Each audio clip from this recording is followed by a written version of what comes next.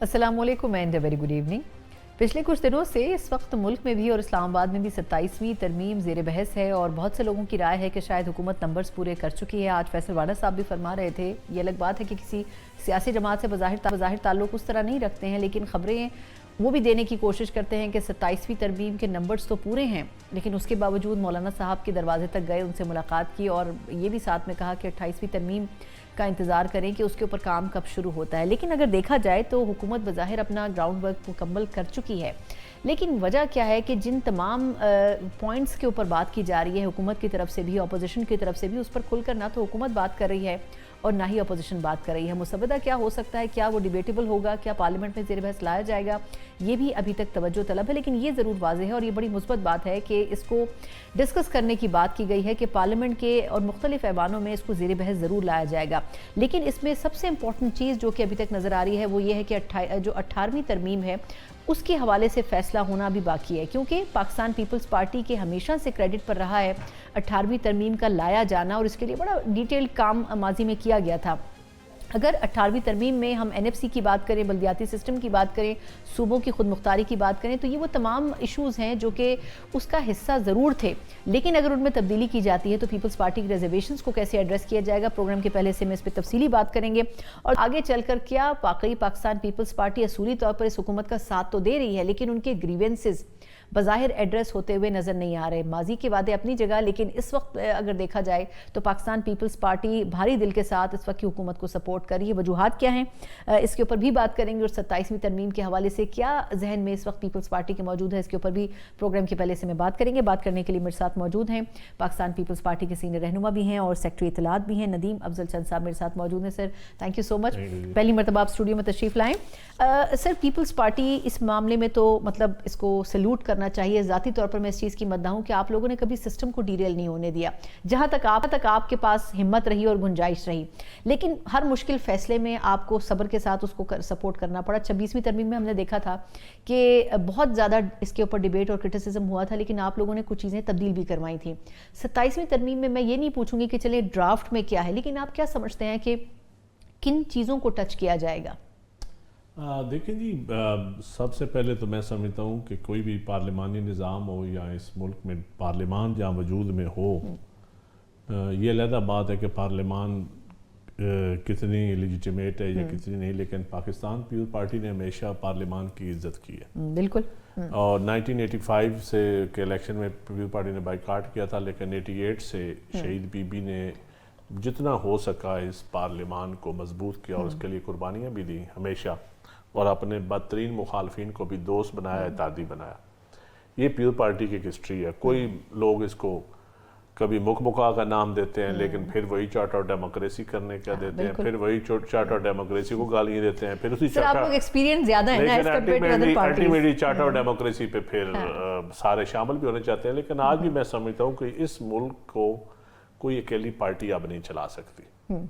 जिस किस्म का हम एथनिकली, जिस तरह लसानी बुनियादों पे, कौमियत के सूबाइयत की बुनियादों पे हम तकसीम हो चुके हैं, मेरे ख्याल में अब मुश्किल है। यहाँ को एक कोलिशन गवर्नमेंट की कामयाबी के साथ चलानी चाहिए। डेमोक्रेसी जब तक हमारी मजबूत नहीं हो जाती, क्वालिटी ऑफ डेमोक्रेसी पे अब डिबेट शुरू हो गई है, ये अच्छी बात है पाकिस्तान में।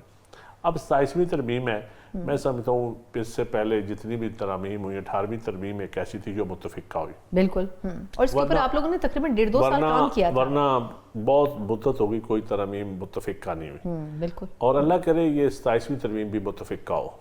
हमारी तो ये ख्वाहिश है कि तमाम पार्टीज ऑन बोर्ड हो। इसीलिए बिलावल साहब ने पाकिस्तान पीपल्स पार्टी वो पहली जमात है जिसके चेयरमैन ने ट्वीट करके कौम को बताया कि प्राइम मिनिस्टर हमारे पास आए थे, बिल्कुल ये उनकी डिमांड्स हैं, हम इस पे अपनी पार्टी की सेंट्रल एग्जीक्यूटिव कमेटी में बैठ के फैसला करेंगे। हमारी लीगल टीम, अब जो लीगल टीम हमारी देगी, ब्रीफिंग देगी पार्टी को, फिर पार्टी की हायरार्की के मुताबिक उसमें डिबेट होगी, उसके बाद फिर फैसला होगा, पार्लियामान में आएगा। और पार्लियामान एक अच्छी चीज़ है, डिबेट होने वाली है। इसमें लोकल गवर्नमेंट सिस्टम का भी सुना है आ रहा है, इसमें और मजिस्ट्रेसी के ऊपर NFC, देखिए बहुत सारी चीज़ें मैं समझता हूँ जिनके ऊपर डिबेट भी ज़रूरी है और उनके रिफॉर्म्स भी ज़रूरी हैं, खा अमेंडमेंट के ज़रिए हो या एक्ट ऑफ पार्लियामेंट के ज़रिए हो, लेकिन रिफॉर्म्स नहीं रुकनी चाहिए। जुडिशरी सबसे बड़ी है, इंडिपेंडेंस ऑफ जुडिशरी को हमेशा ججز نے اپنی آزادی کے لیے استعمال کیا. افتخار چودھری آزادی کی تحریک چلی, پھر افتخار چودھری آپ دیکھ لیں جوڈیشری کی ثاقب نثار صاحب نے بھی ایسے ثاقب نثار یا عطا بندیال صاحب, ایون نہ پہلے جوڈیشری آئیڈیل تھی نہ آج آئیڈیل ہے. بالکل ایسے ہے. میں لیکن اس پہ معذرت آپ کی بات کاٹ رہی ہوں, اگر اسی جوڈیشری کے اوپر یہ جو آئینی بینچز سے آئینی کورٹس تک کا سفر کرنے کی بات ہو رہی ہے, کتنا جسٹیفائڈ ہے؟ کیونکہ اس وقت بھی کورٹس کے اوپر اعتراض ہوا تھا جب 26 امینڈمنٹ دیکھیں جی, میں تو ایک پولیٹیکل ورکر ہونے کی حیثیت سے یہ بات حقیقت ہے کہ ہمارا جوڈیشل سسٹم کولیپس کر گیا ہے. آپ دیکھ لیں, کبھی ہم سو موٹو کی بھیڑ چڑھ جاتے ہیں, کبھی ہم سو موٹو کا انتظار کرتے ہیں, کبھی ایک جماعت کو ہم رگڑا دیتے ہیں, دوسری جماعت کو ہم بینیفٹ دے رہے ہوتے ہیں, ایک حکومت کو آپ رگڑا دیتے ہیں تو ایک پارٹی اپوزیشن کا بیڑا غرق کر دیتے ہیں. کوئی بھی آئیڈیل چیزیں نہیں ہیں. میں سمجھتا ہوں اگر ملک میں کو ہم نے چلانا ہے آئینی طور پہ تو اس کا ایک آزاد عدلیہ کا ہونا اور عدل کا ہونا بڑا ضروری ہے. اگر عدل نہیں ہوگا تو ملک, نظام تو چلتے رہتے ہیں لیکن وہ نظام کی بنیاد پھر ظلمت پہ ہوتی ہے. دیکھیں مولا کا قول ہے, مولا علی کا, کہ یہ عدل کے بغیر معاشرہ نہیں چل سکتا. بالکل. تو اس لیے حقیقت ہے اب سول ججز سے لے کے سپریم کورٹ کے ججز تک بالکل عدل نہیں ہے. نہ ہمارا نظام آئیڈیل ہے, نہ عام آدمی کو اس کا کوئی فائدہ ہو رہا ہے.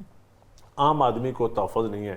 آج بھی عام آدمی فوراً تحفظ مانگتا ہے تو وہ پولیس سے یا کسی فورس سے آئینی بینچز سے کوئی فائدہ نہیں, لیکن اس کو یہ کبھی تسلی نہیں ہوتی کہ میں سول جج کے پاس یا سیشن جج کے پاس جاؤں گا تو ایک ہفتے کے اندر مجھے ریمیڈی مل جائے گی, یا 5 دن کے اندر ریمیڈی مل جائے گی, یا میرے قتل قبر کی مٹی خشک ہونے تک مجھے ریمیڈی مل جائے گی, یا میرے زمین کے قبضہ میرے بڑھاپے تک مجھے ریمیڈی مل جائے گی. یہ اس ملک کا ایک نظام. لیکن یہ لیجسلیشن تو ہو نہیں لیکن لیجسلیشن میں سمجھتا ہوں کہ اب پیپل پارٹی کا تو موقف یہ ہے کہ ہمارا نظام عدلیہ کا نظام بہتر ہو. اس کے یہ ملک بھی سفر کیا اور پیپل پارٹی بھی اس کی وکٹم رہی ہے ہمیشہ سے.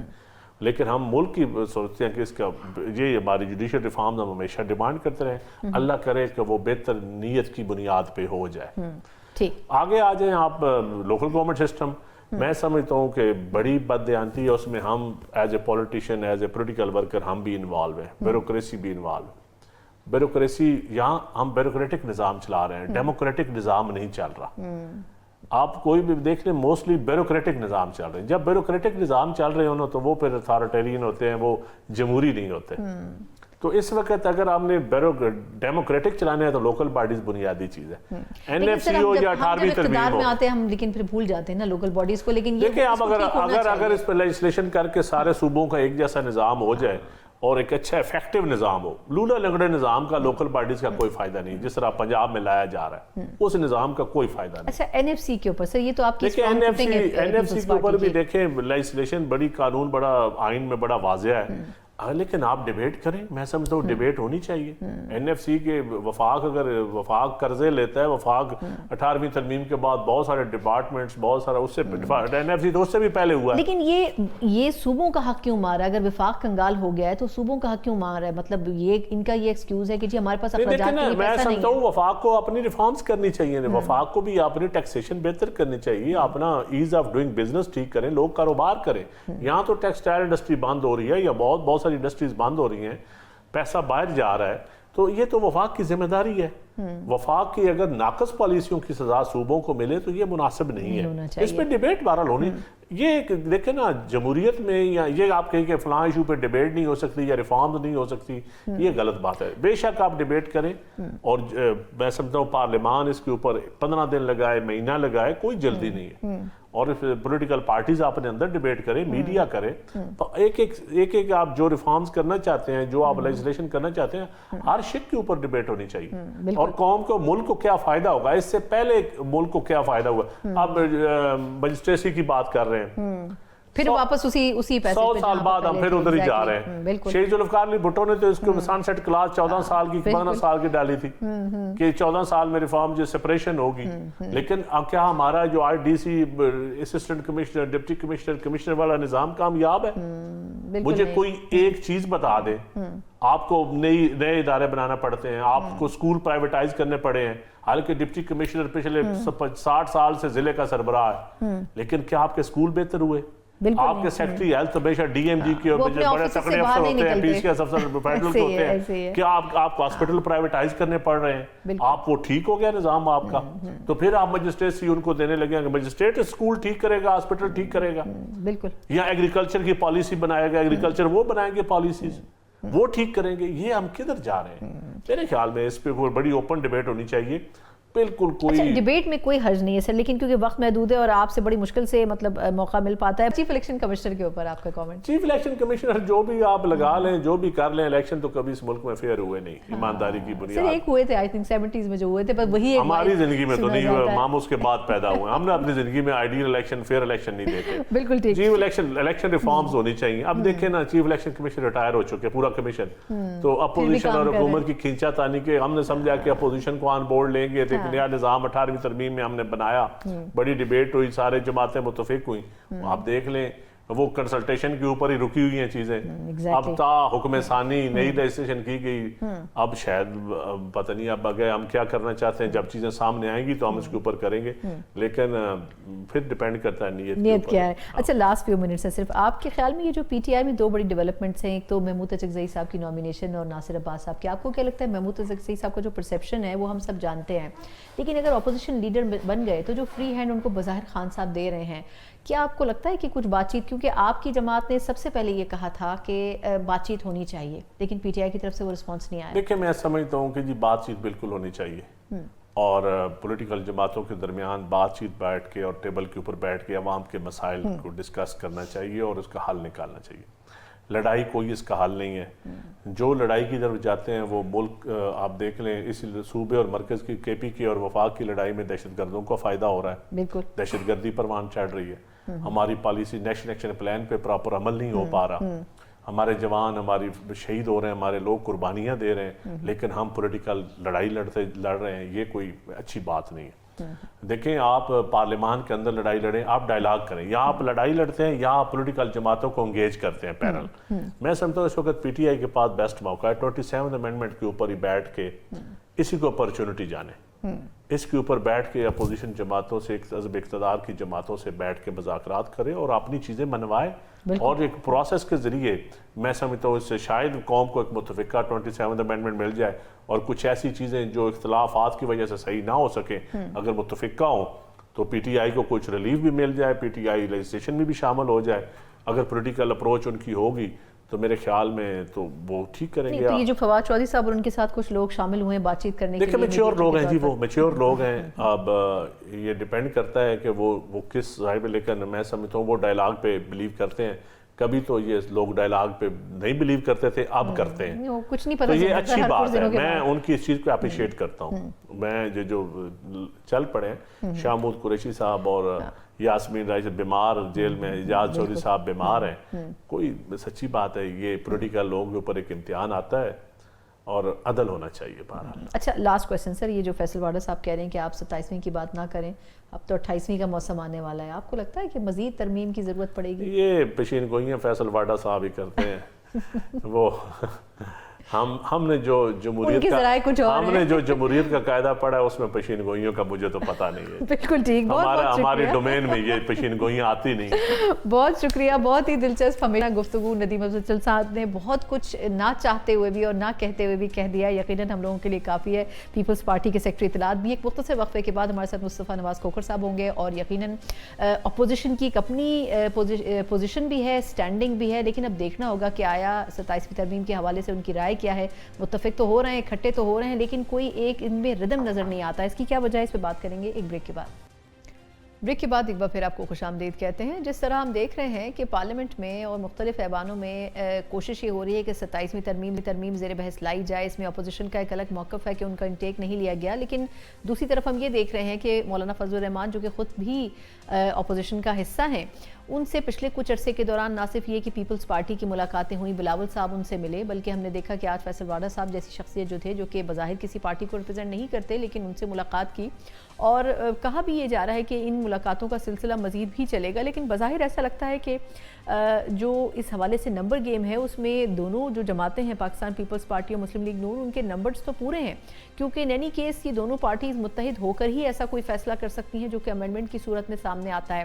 لیکن اگر دیکھا جائے تو سینٹ میں اس حوالے سے کچھ مشکلات کا سامنا کرنا پڑ سکتا ہے. لیکن اس کو ایک نادر موقع کے طور پر اپوزیشن کے لیے بھی لیا جا رہا ہے کہ وہ اپوزیشن جو کہ بظاہر پاکستان تحریک انصاف جس میں ایک بڑا بیگیج یا وزن رکھتی ہے وہ اس وقت بڑی منتشر نظر آتی ہے. محمود اچکزئی صاحب کو اپوزیشن لیڈر نامزد کیا گیا ہے لیکن ابھی تک وہ اپلائی نہیں ہو سکا, اور اس کے حوالے سے یہ بھی کہا جا رہا ہے کہ اگر اچکزئی صاحب کو یہ عہدہ ملتا ہے تو اپوزیشن زیادہ فعال ہونے کے ساتھ ساتھ مذاکرات کی میز پر بھی آ سکتی ہے اور حکومت کو بھی لا سکتی ہے, اور اس میں بہت سے راستے اپوزیشن کے لیے بھی کھل سکتے ہیں کہ وہ اپنی سیاست بھی آگے لے کر چل سکیں اور ایک ٹف ٹائم اس وقت کی حکومت اور اس کے اتحادیوں کو دے سکیں.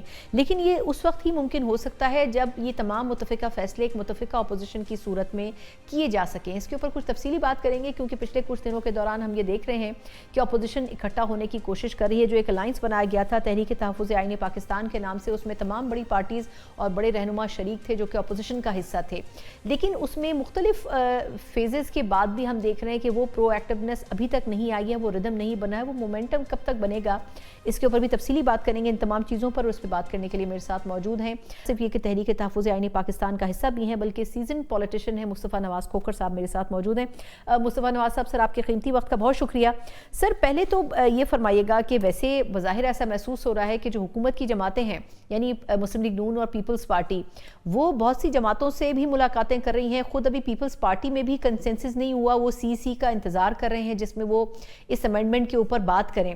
لیکن آپ کو کیا لگتا ہے سر کہ اپوزیشن کو بھی اس انڈرسٹینڈنگ میں شامل ہونا چاہیے؟ اگر امینڈمنٹ ہو رہی ہے اس میں ان کا بھی انپٹ ہونا چاہیے. جی بہت بہت شکریہ مجھے پروگرام میں لینے کا. دیکھیں دو باتیں ہیں. پہلی بات تو یہ ہے کہ 27ویں آئینی ترمیم کے لیے جو تیاری تھی وہ فوراً ابھی شروع نہیں ہوئی بلکہ بہت عرصے سے کی جا رہی تھی.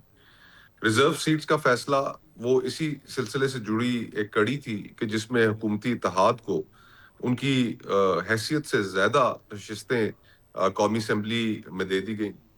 وہ نشستیں ملنے کے بعد آج حکومت کے پاس اور اس کے اتحادیوں کے پاس 2/3 اکثریت قومی اسمبلی میں پوری ہو چکی ہے, اور اس کے اوپر جو کام تھا وہ کافی عرصے سے جاری تھا پس پردہ. ہم نے یہ سنا کہ سپریم کورٹ بار کے الیکشنز کا انتظار کیا جا رہا ہے اور بار کاؤنسلز کے الیکشنز کا انتظار کیا جا رہا ہے, اور جیسے یہ الیکشنز ختم ہوں گے تو حکومت 27ویں آئینی ترمیم سامنے لے کر آ جائے گی. اور پھر اس ترمیم کے بارے میں ہمیں بلاول بھٹو صاحب کی ٹویٹ کے ذریعے پتہ چلا.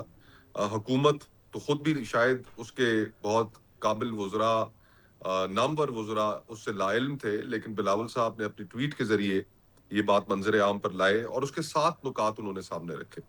اب ان 7 نکات کا اگر آپ جائزہ لیں تو ان میں سے 3 نکات جو ہیں وہ براہ راست عدلیہ کے متعلق ہے. کانسٹیٹیوشنل کورٹ کا قیام, ججز کی ٹرانسفر اکھاڑ پچھاڑ, اور تیسرا ملک کے اندر ایگزیکٹو میجسٹریسی کی بحالی. اب یہ تینوں ایسے کنٹینشس ایشوز ہیں کہ جن کے اوپر اپوزیشن کسی بھی صورت حمایت تو درکنار کہ ان معاملات کے اوپر انگیج بھی نہیں کرے گی حکومت کے ساتھ.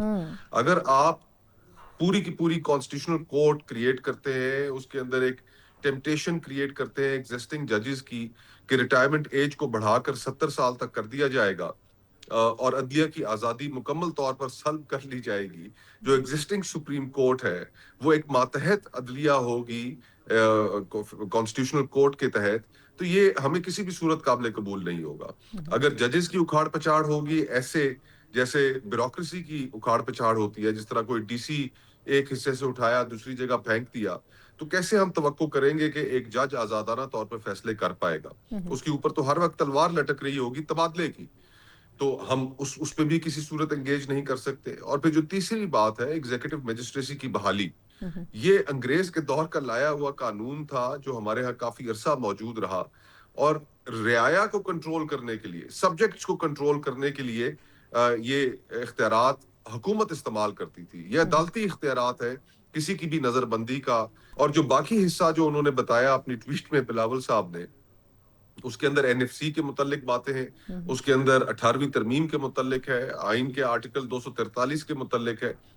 اب یہ جو 18ویں ترمیم اور این ایف سی کا معاملہ ہے, میں تو اس کو ایسے دیکھتا ہوں کہ یہ فیس سیونگ کے لیے بیچ میں رکھا گیا ہے کہ جس سے حکومت دستبردار ہو جائے گی, اور پھر آخر کار ہم یہ بیان سنیں گے کہ جناب 18ویں ترمیم کا ہم نے دفاع کر لیا, اور 18ویں ترمیم کے تحت جو اختیارات صوبوں کو حاصل تھے وہ ہم نے واپس وفاق کو نہیں جانے دیے, لیکن بعد ناخواستہ ہم باقی جو حکومت کی پرپوزڈ امینڈمنٹس ہیں ان کی حمایت کرتے ہیں. اس سے زیادہ تو یہ کچھ بھی نہیں ہے. تو ہم یہ سمجھتے ہیں کہ جو اس کے اوپر بہتر ڈسکشن ہے وہ اس وقت ہو سکے گی جب ڈرافٹ سامنے آئے گا. پرسوں کا ہم سن رہے ہیں کہ شاید ڈرافٹ سامنے آئے, لیکن جو نکات ہمارے سامنے بلاول صاحب لے کر آئے ہیں 243 سمیت, یہ ہم ساروں کے لیے عدلیہ کی آزادی یہ ایک بہت کروشل کوسچنز ہیں اس ملک میں, اور ہم یہ سمجھتے ہیں کہ یہ جمہوریت کے لیے ملک کے آئین کی جو اوریجنل 1973 کا کانسٹیٹیوشن ہے اس کو اس حد تک اس کا چہرہ مسخ کر دیں گے کہ یہ ہمیں کسی بھی صورت قابل قبول نہیں ہوگا. اچھا سر, جو آپ کی گفتگو سے میں سمجھی ہوں آپ کا مطلب ہے کہ جو NFC کی بات ہو رہی ہے, صوبائی خود مختاری لینے کی بات ہو رہی ہے, اور جو صحت کے, تعلیم کے اور غالباً بہبود آبادی کے محکمے ہیں, یہ بھی تو اپنی جگہ ایک مسلمہ حقیقت ہے نا کہ وفاق پچھلے کچھ عرصے میں اپنے امور چلانے کے لیے پیسہ قرضوں کی صورت میں لے رہا ہے. اب اس کے لیے ان کو یہی محکمے ملے جن کو قتل کر کے یا ذبح کر کے جن کو واپس لیا جا سکے, اور پھر وہ رقوم بھی جو ہے وہ اپنے کھاتے میں لا کے ڈالی جا سکیں. آپ کیا سمجھتے ہیں کہ اس میں کتنا رول, مطلب پاکستان پیپلز پارٹی تو بڑی NFC اور 18ویں ترمیم کے اوپر بڑی سالڈ سٹانس رکھتی ہے, تو وفاق کیسے اس کو مینیج کرے گا اگر اس کے اوپر بات بنتی بھی ہے؟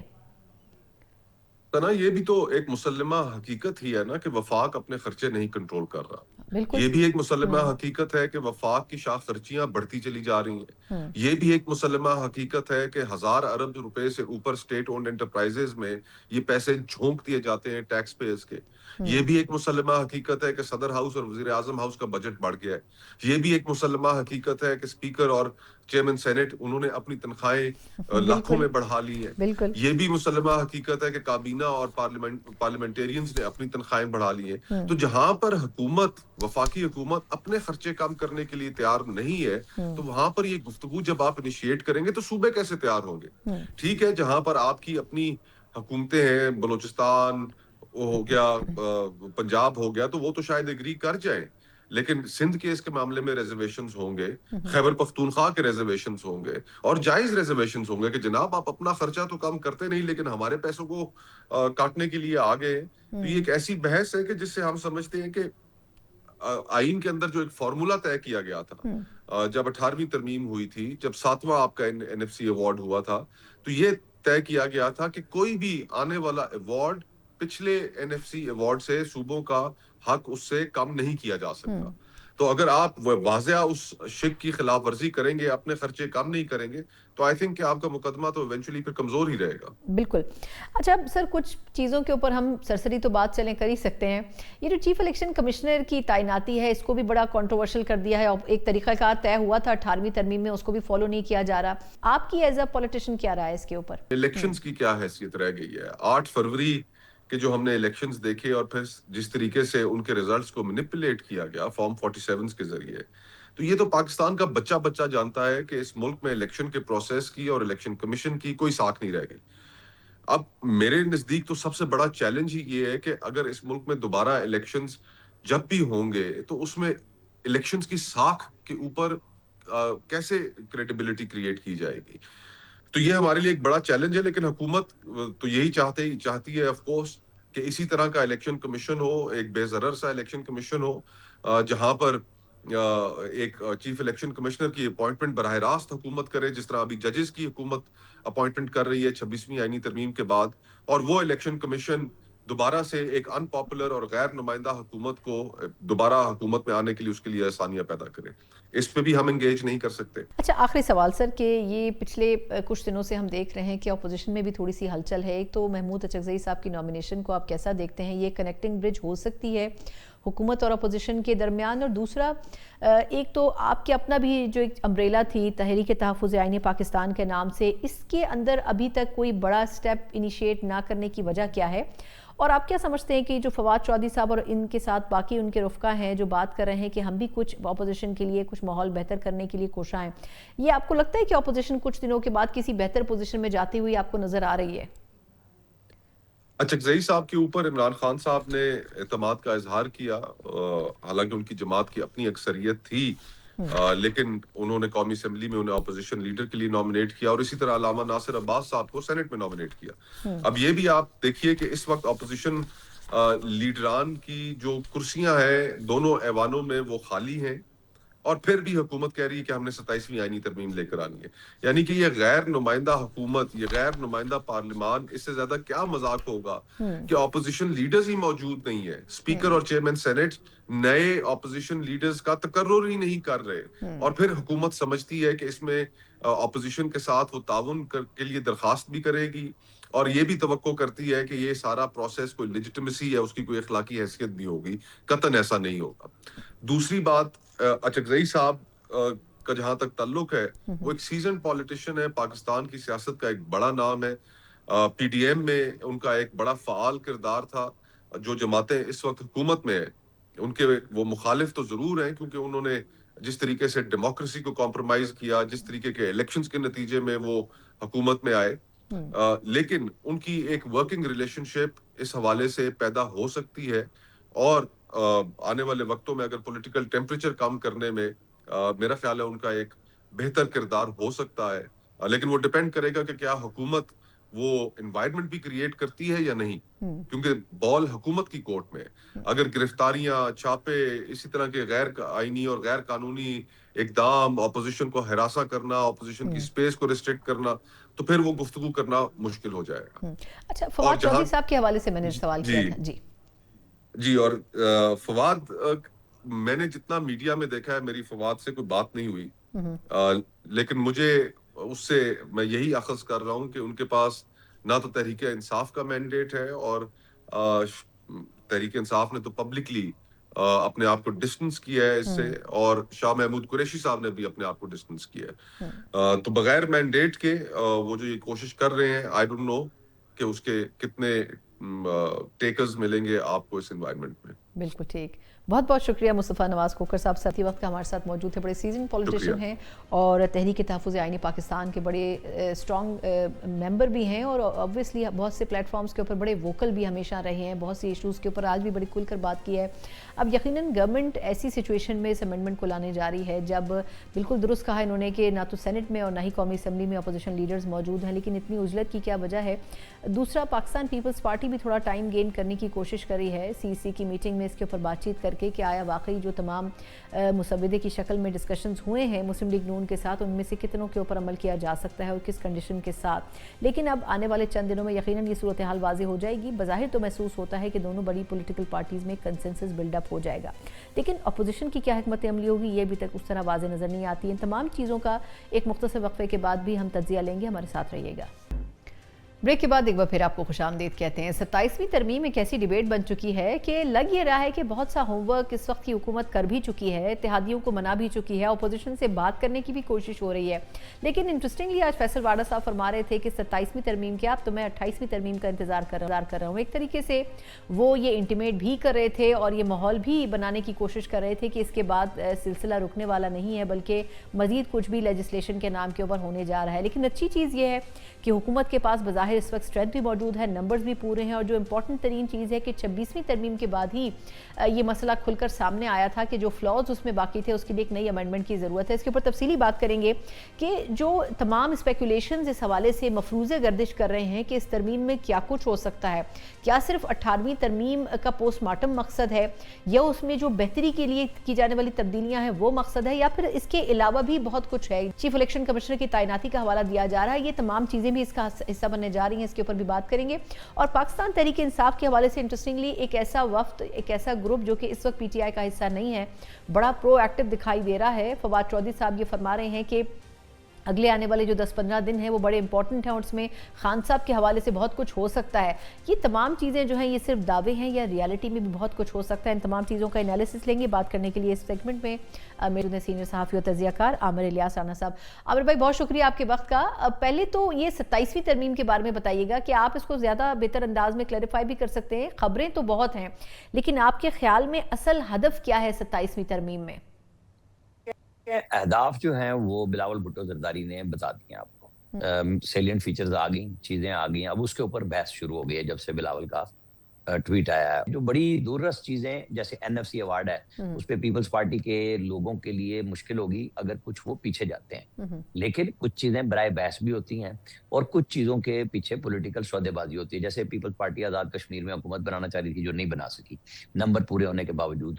یہ بات آپ کو سمجھنی ہے کہ 8 مہینے بعد وہاں ویسے الیکشن ہے, پھر GB کے الیکشن جو ڈیو ہیں لیکن وہ موسم سرما کی وجہ سے اپریل مئی میں ہی جا کے ہوں گے.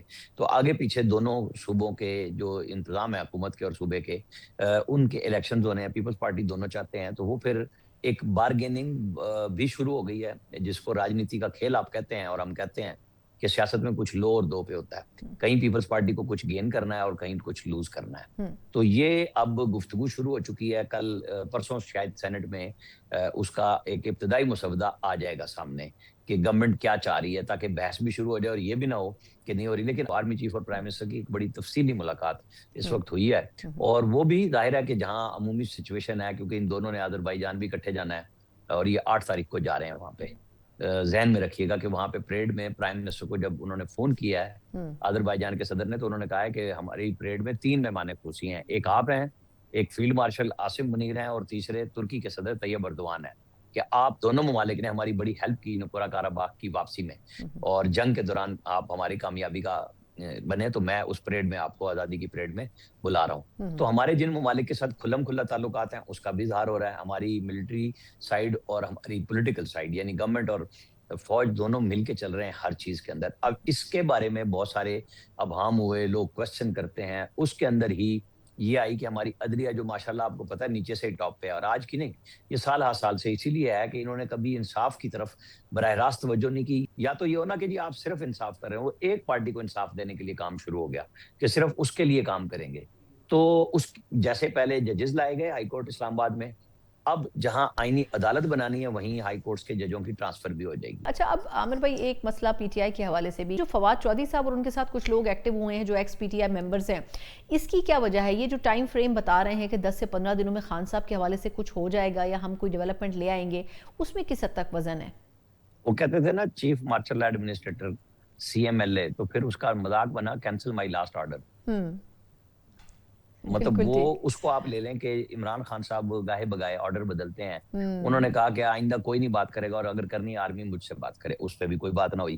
تو اب راستہ یہ ڈھونڈا کہ پھر ان کا نام لے کے دوبارہ اگر کوئی بات چیت ہو سکتی ہے محمود خان اچکزئی کی اور علامہ راجہ ناصر عباس کی, تو راستہ بنے. تو آپ کو پتہ ہے محمود خان اچکزئی کی پوزیشن ایک ہی ہے شروع سے کہ آئین کے اوپر رہیں, مسلح افواج کو پیچھے ہونا چاہیے.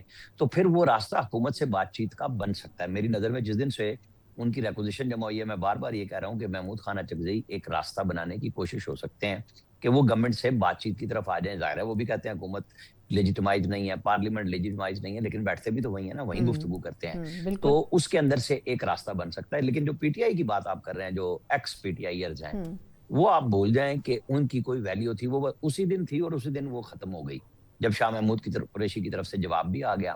مطلب وہ یار لوگوں نے کوشش کی کہ چلو جی ہم بھی, مطلب فواد چودھری صاحب ذاتی طور پہ مجھے کوئی مسئلہ نہیں ان سے, لیکن ظاہر اپنی پارٹی سے وہ نکالے گئے. کل آپ نے ٹویٹ دیکھا ہوگا جو سابق سیکٹری انفارمیشن ہے جن پہ وہ بہت برستے ہیں, رؤوف حسن صاحب پہ, انہوں نے وہ مارچ کون سا وہ 23 والا جب ان کو پارٹی سے ایکسپیل کر دیا گیا تھا, وہ لگایا کہ بھائی تمہاری ویلیو یہ ہے کہ تمہیں پارٹی سے نکال دیا گیا تھا, کیونکہ وہ بار بار کہتے ہیں کہ یہ تنخواہ دار ملازم سیکٹری انفارمیشن تھا رؤوف حسن, اور یہ کون ہوتا ہے. لیکن وہ براہ راست پھر آئے ہیں, انہوں نے بھی جواب دے دیا, پارٹی کے اندر سے بھی ڈسون کیا. وہ سلمان اکرم راجہ پہ بہت تنقید کرتے ہیں اور وہی عمران خان نے اون کر لیا کہ وہی میسج لائیں گے اور وہی میسج دیں گے میرے بہاف پہ. لہٰذا وہ علی ظفر صاحب کی وہ لسٹ والی بات بھی ختم ہو گئی کہ وہ نام دیں گے کسی کا کہ کون ملاقات کے لیے جائے گا نہیں جائے گا.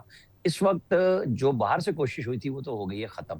اب دیکھنا یہ ہے کہ کیا اسپیکر ان کو نامزد کرتے ہیں اس بارگیننگ میں جو 27ویں ترمیم کے لیے, جو واوڈا نے کہا کہ ہمارے پاس اکثریت ہے لیکن 33 نمبر کی بجائے ہم پاس ہو جائیں 50 سے, تو کیا برا ہے کہ ہمیں زیادہ ووٹ مل جائیں, تو ہم کوشش کریں گے. تو وہ اس کوشش میں ظاہر ہے پھر گورنمنٹ کو جب بات کرنی ہوگی تو سب سے پہلا مطالبہ PTI کا ہوگا کہ آپ ہمارے دونوں اپوزیشن لیڈر جو ہم نے نامزد کیے ہیں آپ ان کو نوٹیفائی کریں. ظاہر اسپیکر نے اب تک نہیں کیا, چیئرمین سینٹ نے بھی نہیں کیا, اور ڈیلے ہو بھی سکتا ہے, گورنمنٹ نہیں چاہ رہی. جیسے اگر وزیر اعلیٰ کے پی کو وہ ملاقات کا چانس نہیں دے رہے, چاہے کوئی بھی آرڈر ہو.